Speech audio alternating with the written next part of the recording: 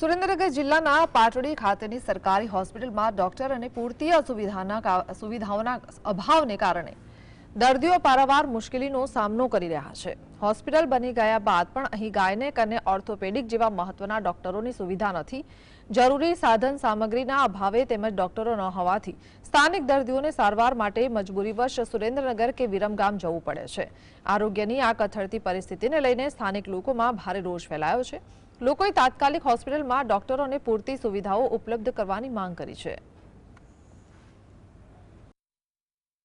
કે આ હોસ્પિટલની અંદર આજની તારીખમાં પણ ગાયનેક ડોક્ટર નથી, આંખના ડોક્ટર નથી, ઓર્થોપેડિક ડોક્ટર નથી।